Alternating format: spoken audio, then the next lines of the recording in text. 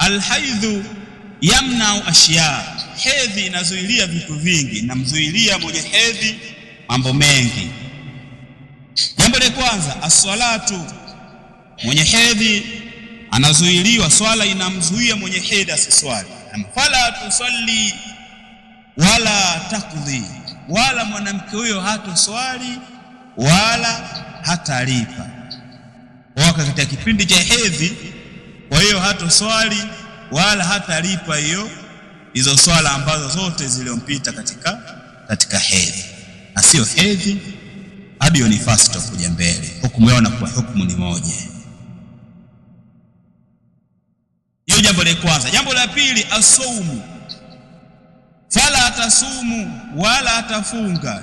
Fala atasumi wala sifunge, kuna mwanamke. Fala atasumu wala atafunga mwanamke, walakin takdhi, lakini atalipa yofunga. Kwa hiyo ni swala silipe alafu funga alipe, sio swala wanasema hizo kila siku zipo. Kwa hiyo utakuwa kuna ugumu, sheria itaona kuna uzito juu yake.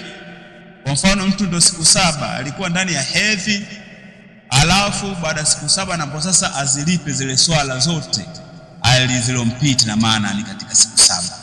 Kwa hiyo na kila siku kuna swala 5, utakuwa kuna uzito, ataziswali muda gani? Na kila siku swala zipo bado zinaendelea, lakini funga ni mwezi mmoja tu katika mwaka. Kwa hiyo hata uwezo kufanyaje, ataweza kulipa, atapata muda mwingine, miezi mingine huko atalipa huo mwezi mmoja.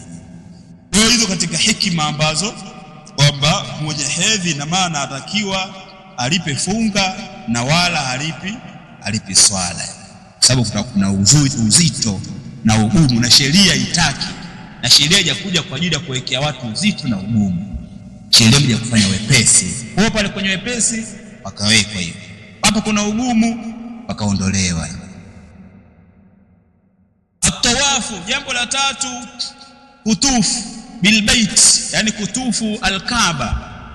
Mwanamke mwenye hedhi atazuiliwa na kutokutufu Kaaba, atazuiliwa na kutufu Kaaba.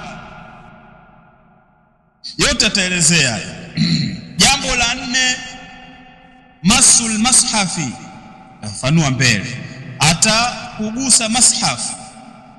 Mwenye hedhi atazuiliwa na kugusa mashafu, walakin yajuzu, lakini itafaa, antakraahu biduni masi, itafaa kwa mwanamke huyo kuisoma au kusoma hiyo Qur'ani, hayo mashafu pasi na kuigusa.